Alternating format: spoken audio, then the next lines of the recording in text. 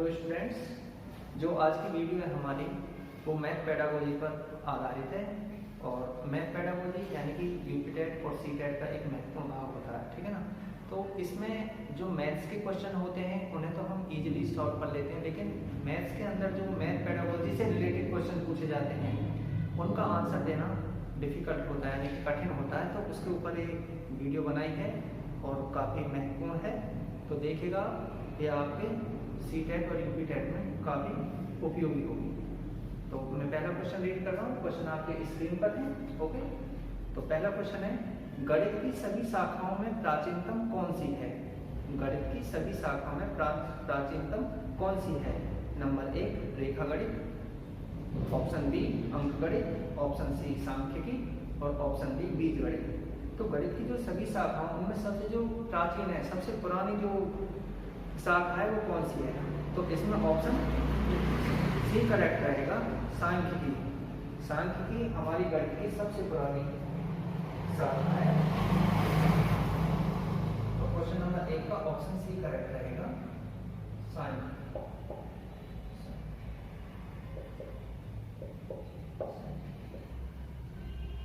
सांख्यिकी हमारी गणित की सबसे प्राचीनतम शाखा में से एक शाखा है। तो क्वेश्चन 1 का जो ऑप्शन होगा वो सी करेक्ट होगा।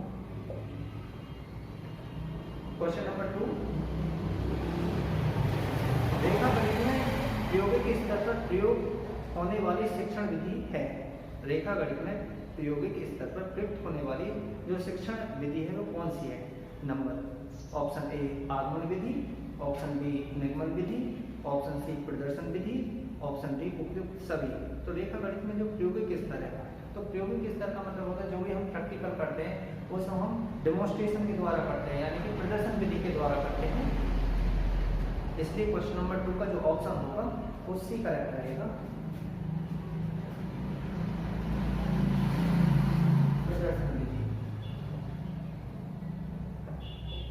प्रदर्शन विधि प्रदर्शन विधि हमारे प्रायोगिक स्तर पर प्रयोग होने वाली।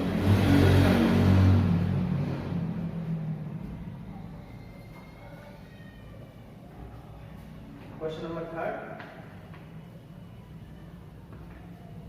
एक अच्छी मूल्यांकन विधि वह है जिसमें देखा जाए, जो हमारी इवैल्यूएशन मेथड है उसमें देखा जाए क्या होना चाहिए। ऑप्शन ए बालक के व्यवहार में परिवर्तन करने की विधि, ऑप्शन बी शिक्षण हेतु अपनाई गई विधि, ऑप्शन सी पाठ्य पुस्तक से संबंधित विधि, ऑप्शन डी उपयुक्त सभी। तो एक अच्छे मूल्यांकन, एक अच्छा इवैल्यूएशन करने के लिए जो देखा जाता है वो क्या होना चाहिए? तो क्वेश्चन 3 का ऑप्शन ए करेक्ट रहेगा, बालक के व्यवहार में होने वाला परिवर्तन की विधि, यानी कि बालक के व्यवहार में परिवर्तन करने की विधि। हम कोई भी स्टूडेंट्स है उसके व्यवहार में कितना परिवर्तन कर सकते हैं, तो ये सबसे अच्छी मूल्यांकन विधि है। तो क्वेश्चन 3 का जो ऑप्शन होगा वो हमारा ए करेक्ट रहेगा, बालक के व्यवहार में परिवर्तन, बालक के व्यवहार में परिवर्तन करने की विधि,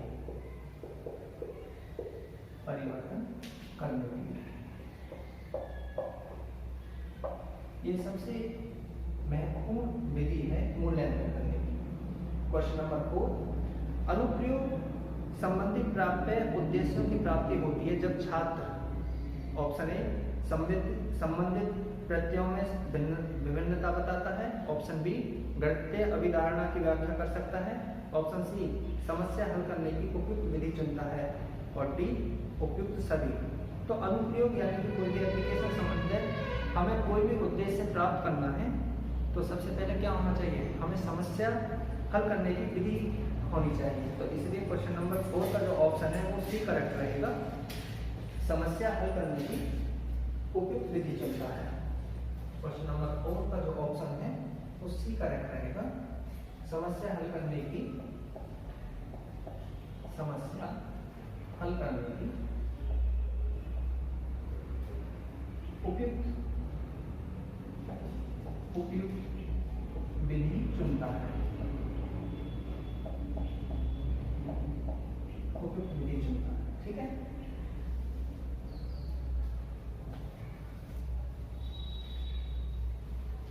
question number 5,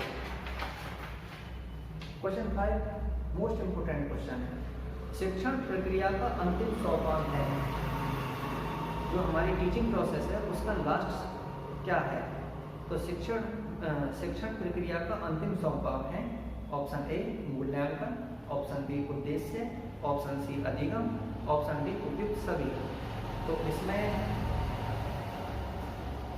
question 5 most important question है, इसका ऑप्शन ए करेक्ट रहेगा मूल्यांकन।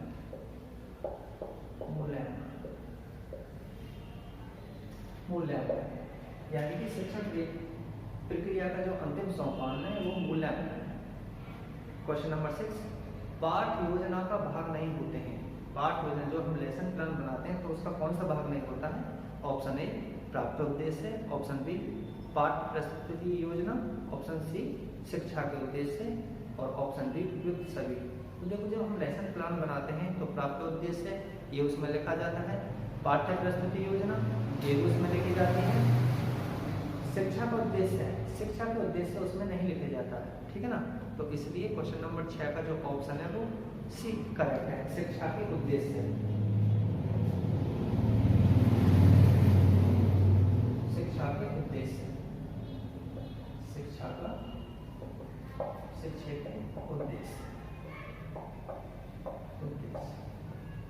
शिक्षा के उद्देश्य है, ये हमारी पाठ योजना का पार्ट नहीं है, पाठ योजना का भाग नहीं है।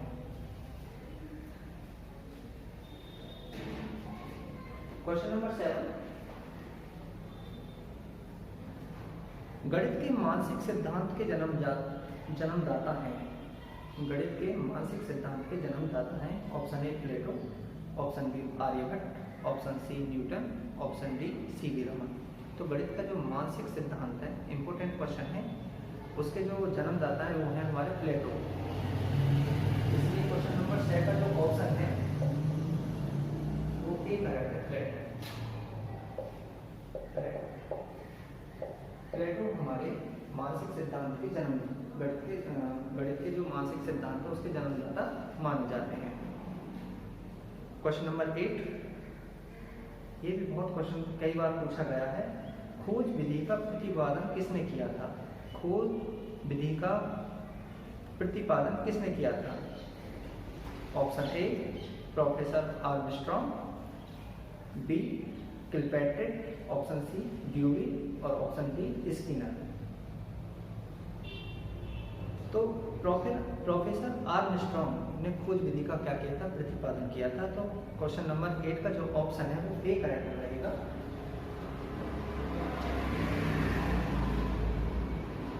प्रोफेसर आर्मस्ट्रॉन्ग ने हमारे खोज विधि का क्या किया था, प्रतिपादन किया था। क्वेश्चन नंबर 9 निगमन विधि का उपयोग होता है। निगमन विधि का उपयोग होता है ऑप्शन ए मानसिक क्षमता बढ़ाना, ऑप्शन बी वैज्ञानिक दृष्टिकोण विकसित करना, ऑप्शन सी सूत्रों का प्रयोग करना, ऑप्शन डी सूत्रों की स्थापना करना। देखो इंपोर्टेंट क्वेश्चन है, निगमन विधि मानसिक क्षमता बढ़ाना ये निगमन विधि का उद्देश्य नहीं है, उपयोग नहीं हो सकता इसमें। वैज्ञानिक दृष्टिकोण ये हमारा खोज विधि के द्वारा होता है तो ये भी इसका पार्ट्स नहीं हो सकता। ऑप्शन सी सूत्र का प्रयोग करना, निगमन विधि में सबसे पहले हम सूत्र का प्रयोग करते हैं और आगमन विधि में हम सूत्र की स्थापना करते हैं। इसलिए क्वेश्चन नंबर 9 का जो ऑप्शन है वो हमारा सी करेक्ट रहेगा, यानी कि निगमन विधि में जो उपयोग होता है वो सूत्रों का प्रयोग करना। तो क्वेश्चन नंबर 9 का ऑप्शन सी करेक्ट है, सूत्रों का प्रयोग करना, सूत्रों का प्रयोग करना, इसका ऑप्शन सी करेक्ट है।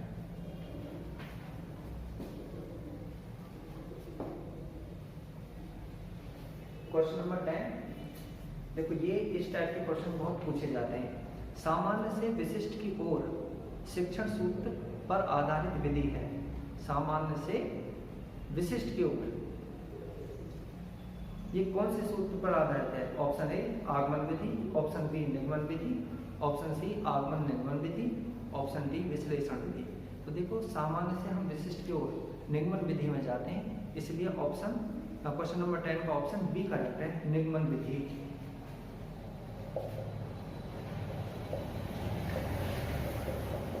निगमन विधि यानी कि निगमन विधि में हम सामान्य से विशिष्ट की ओर चलते हैं और आगमन में विशिष्ट से सामान्य की ओर, ये ध्यान रखिएगा। अगला ये क्वेश्चन नंबर 11, विशिष्ट से सामान्य तथा स्थूल से सूक्ष्म की ओर, चाहे तो स्थूल से सूक्ष्म की ओर आ जाए, चाहे विशिष्ट से सामान्य की ओर आ जाए, शिक्षण सूत्र पर आधारित विधि है। ऑप्शन ए आगमन विधि, ऑप्शन बी संश्लेषण विधि, ऑप्शन सी विश्लेषण विधि, ऑप्शन डी निगमन विधि। तो क्वेश्चन नंबर 11 का जो ऑप्शन होगा वो ए करेक्ट रहेगा, आगमन विधि। आगमन विधि में हम विशिष्ट से सामान्य की ओर चलते हैं और क्वेश्चन नंबर 10 में सामान्य से विशिष्ट की ओर चलते हैं, वो निगमन विधि में चलते हैं। क्वेश्चन नंबर 12, रेखा गणित में कौन सा आयाम को प्रमुख स्थान दिया गया है? रेखा गणित में कौन से आयाम को प्रमुख स्थान दिया गया है? ऑप्शन ए आकार, ऑप्शन बी विस्तार, ऑप्शन सी स्थिति और ऑप्शन डी उपयुक्त सभी। तो रेखा गणित में देखो क्या होता है, रेखा गणित में हम किसी भी चीज का आकार बना सकते हैं, उसका विस्तार कर सकते हैं, उसकी स्थिति बता सकते हैं कि कौन सा बिंदु कहाँ पर है। तो इसलिए क्वेश्चन नंबर 12 का जो ऑप्शन होगा वो डी करेक्ट रहेगा, उपयुक्त सभी। इसमें आकार भी है, विस्तार भी है और स्थिति यानी कि इसमें सभी है, इसलिए क्वेश्चन नंबर 12 का जो ऑप्शन होगा वो डी करेक्ट रहेगा, उपयुक्त सभी। उपयुक्त सभी रेखा गणित में यूज होते हैं, आकार, स्थिति, विस्तार।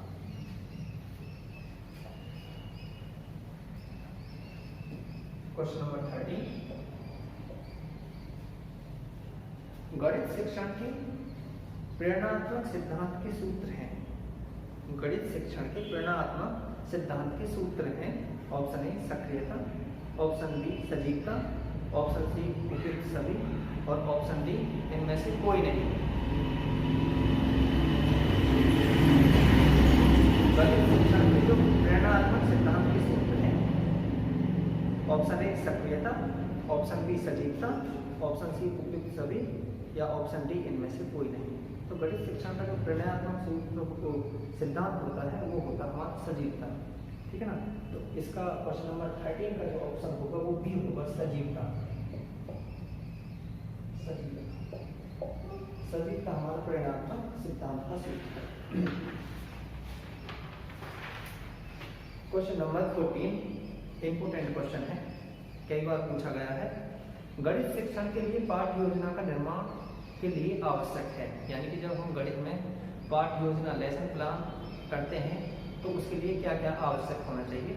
ऑप्शन ए शिक्षक को पाठ याद होता है, ऑप्शन बी विषय वस्तु का विकास मुख्य व्यवस्थित ढंग से किया जाता है, ऑप्शन सी छात्रों की कमजोरी का पता लगाता है, ऑप्शन डी विषयों का पूर्ण अध्ययन कराया जाता है। तो इसमें क्या है कि गणित शिक्षा में सबसे पहले क्या है कि विषय वस्तु का विकास मुख्य व्यवस्थित ढंग से किया जाता है। तो क्वेश्चन नंबर 14 का जो हमारा ऑप्शन होगा वो बी करेक्ट रहेगा कि गणित शिक्षण में पाठ योजना का जो निर्माण के लिए सबसे आवश्यक है उस विषय वस्तु का विकास होना चाहिए जिसके बारे में हम पढ़ा रहे हैं। तो इसका ऑप्शन डी करेक्ट रहेगा, विषय वस्तु का विकास, विषय वस्तु का विकास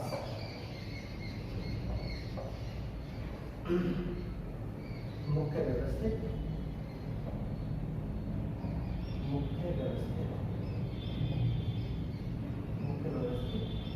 और ढंग से किया जाए,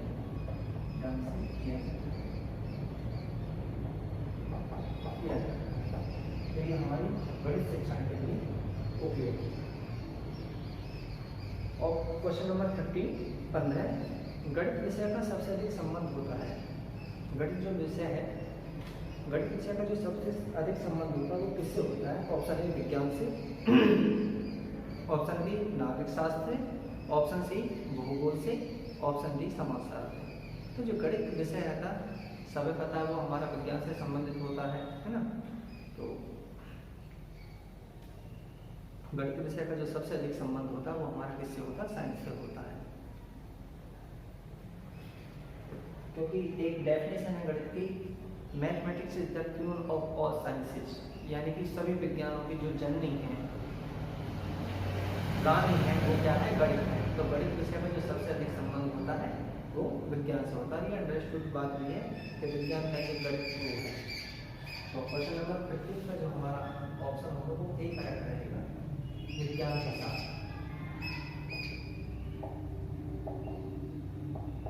विज्ञान के साथ गणित का संबंध होता है। क्वेश्चन नंबर 16, गणित के नियम व निष्कर्ष कैसे होते हैं? गणित के नियम व निष्कर्ष कैसे होते हैं? ऑप्शन ए वस्तुनिष्ठ होते हैं, ऑप्शन बी सार्वभौमिक होते हैं, ऑप्शन सी वस्तुनिष्ठ व सार्वभौमिक होते हैं, या ऑप्शन डी इनमें से कोई नहीं। तो गणित के जो नियम और वे निष्कर्ष होते हैं वे दोनों होते हैं, वस्तुनिष्ठ भी हो सकते हैं और सार्वभौमिक भी हो सकते हैं। इसलिए क्वेश्चन नंबर 16 का जो ऑप्शन होगा वो सी करेक्ट होगा, वस्तुनिष्ठ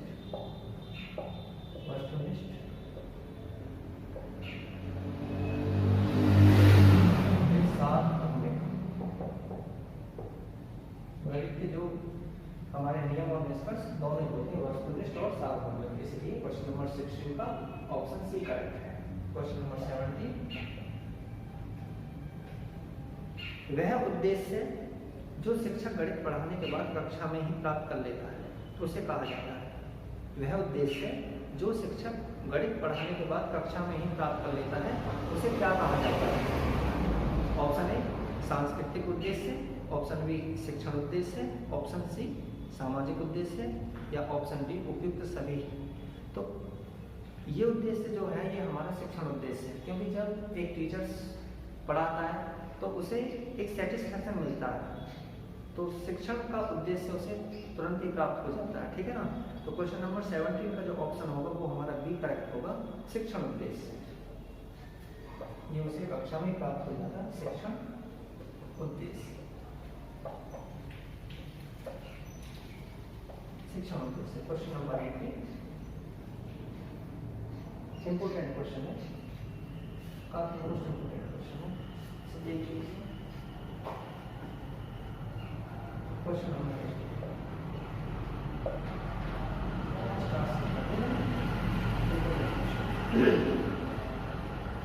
गणित शिक्षण में मूल्यांकन में ब्लूप्रिंट है। ब्लूप्रिंट सबसे ज्यादा पूछा जाता है, ब्लूप्रिंट क्या है? तो गणित शिक्षण के मूल्यांकन में ब्लूप्रिंट है क्या है? ऑप्शन ए विद्यालय की आधारशिला है, ऑप्शन बी प्रश्न पत्र निर्माण की आधारशिला है, ऑप्शन सी शिक्षण की आधारशिला है, या ऑप्शन डी छात्रों की आधारशिला है। तो गणित में जो ब्लूप्रिंट लिखा जाता है तो ब्लूप्रिंट का मतलब है कि प्रश्न पत्र की आधारशिला है। सबसे ज्यादा इंपॉर्टेंट क्वेश्चन है। तो क्वेश्चन नंबर 18 का जो ऑप्शन होगा वो हमारा बी करेक्ट रहेगा, प्रश्न पत्र निर्माण की आधारशिला, निर्माण की आधारशिला, जो ब्लूप्रिंट है हमारा प्रश्न पत्र निर्माण करने की आधारशिला है। क्वेश्चन नंबर 19, वैज्ञानिक विधि पर आधारित उपयुक्त विधि है। ऑप्शन ए, ये भी काफी इंपोर्टेंट क्वेश्चन है, वैज्ञानिक विधि पर आधारित उपयुक्त विधि है। ऑप्शन ए योजना विधि, ऑप्शन बी निगमन विधि, ऑप्शन डी अधिगम अनुभव कितने प्रभावशाली रहे, या ऑप्शन डी उपयुक्त सभी। तो देखो वैज्ञानिक जो विधि होती है उसमें सभी विधियों का इन्वॉल्वेशन होता है, उसमें योजना भी बनाई जाती है, उसमें सूत्रों का भी पर आधारित होती है, अधिगम सीखने का भी अनुभव रहता है। तो इसीलिए क्वेश्चन नंबर 19 का ऑप्शन डी करेक्ट रहेगा, उपयुक्त सभी।